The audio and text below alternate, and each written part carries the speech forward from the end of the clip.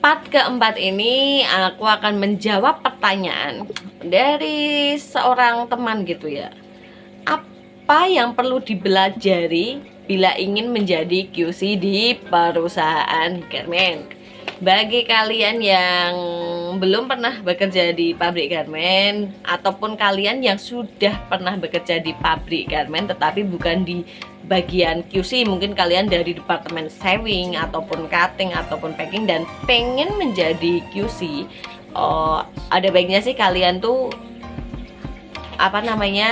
mencari tahu dulu atau mencari ilmunya dulu. Kalau mau lamar jadi QC itu yang perlu dipelajari itu apa saja sih, biar itu tuh mempermudah kalian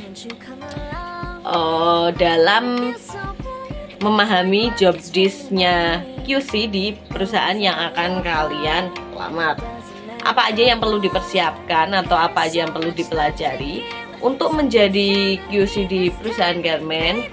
Pastinya itu kalian itu bisa belajar ya cara mengukur baju atau cara mengukur celana, jaket, pokoknya produk garment lah, apapun itu, underwear dan lain sebagainya, dan cara checkingnya. Belajar dari mana?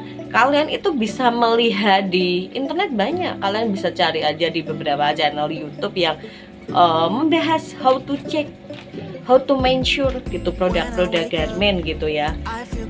Ada beberapa video-video yang menjelaskan cara ngukurnya itu kayak gini, cara ngeceknya itu kayak gini ada. Jadi kalian itu di zaman yang serba modern, yang serba mudah mencari informasi itu, kalian tuh jangan males yang namanya cari informasi.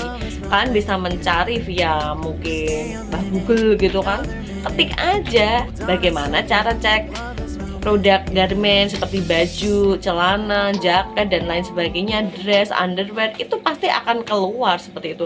Banyak orang yang sudah mengupload gitu ya video-video cara mengukur baju, cara mengecek baju itu bagaimana. Jadi yang perlu kalian pelajari itu tadi. Yang pertama cara mengecek, yang kedua cara mengukurnya, yang ketiga itu ya harus bisa baca Medline, karena dengan kalian itu belajar cara mengukur berarti kalian sebelumnya harus bisa membaca Medline gitu ya. Dari satuan biasanya yang digunakan cm, cm dan inch, kalian juga harus bisa gitu. Dan yang keempat, kalian harus bisa mempelajari defect. Jadi istilah-istilah defect yang biasanya digunakan di pabrik garment, kalian juga harus bisa mempelajarinya. Defect itu kategorinya mungkin apa saja, terus contoh-contoh defectnya itu apa saja, karena QC itu kan tugasnya sebagai pengendali mutu, jadi mereka harus tahu yang namanya itu defect. Kalian bisa mempelajari itu ya dari internet tadi, kalian itu bisa buka ya di Google ataupun di channel YouTube siapa yang membahas tentang defect di garment yang biasanya ditemukan gitu. Jadi sebelum kalian melamar sebagai QC, ada baiknya kalian itu mempelajari dulu apa yang perlu kalian ketahui.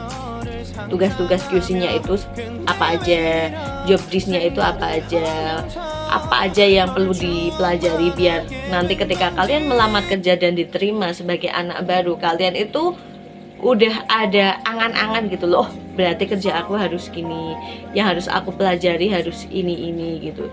Jadi nggak hanya kalian kerja belum persiapan apa-apa, jadi nanti kalian ketika diterima diajarin oleh seniornya nggak mudeng-mudeng, karena kalian itu males yang namanya mencari informasi gitu.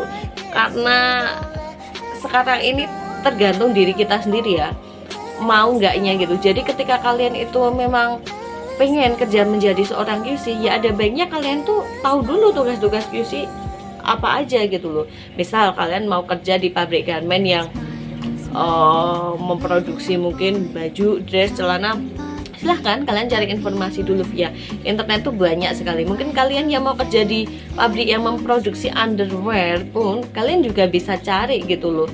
Yang perlu dipelajari QC yang di pabriknya itu memproduksi underwear itu apa aja sih, pasti dengan bagian-bagian yang berbeda, dengan part-part yang berbeda gitu.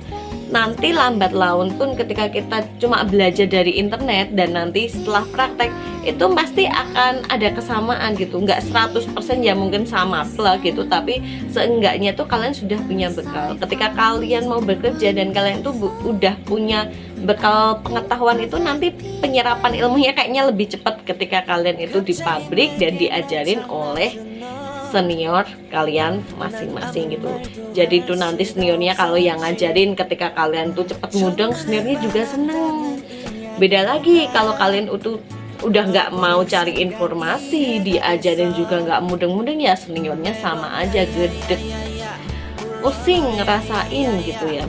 Meskipun mereka dulu sama-sama belum tahu gitu, tapi ketika aku pun ya dulu ketika jadi QC dan aku tuh belum tahu apapun tentang QC itu tugasnya apa, cara buat lamelin gimana, aku juga belajar juga loh dari internet gitu loh. Aku berusaha nyari contoh-contoh defect yang dimaksud jebol itu gimana, yang dimaksud run off stage itu gimana, yang dimaksud ini itu gimana, yang dimaksud hilang serat itu gimana. Pokoknya aku tuh berusaha untuk cari dulu. Nanti ketika udah di pabrik biasanya aku mengkonfirmasi dan bertanya juga. Jadi kayak senior aku ngajarin aku tuh juga ngerasanya itu senang, karena satu kita mau bertanya, yang kedua kita cepat mudeng gitu.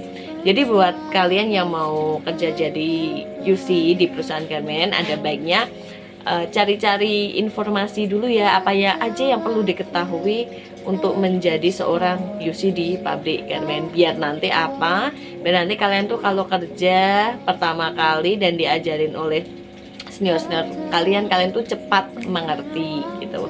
Oke, kalau mungkin ada teman-teman yang mau menambahkan tentang penjelasan aku tadi, silahkan komen di video aku ini ya. Nggak apa-apa, kita share bareng-bareng gitu lah ya.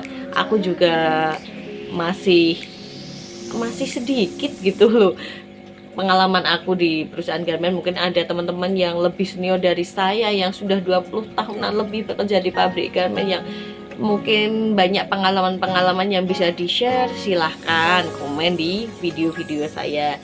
Dan buat teman-teman yang punya pertanyaan seputar dunia garment, dan insya Allah kalau saya bisa menjawabnya, saya akan berusaha untuk menjawabnya. Silahkan komen ataupun DM via Instagram juga tidak apa-apa. Oke, jumpa lagi di Q&A selanjutnya ya. Ini masih ada beberapa pertanyaan, tapi aku akan lanjut di hari selanjutnya aja. Oke, terima kasih.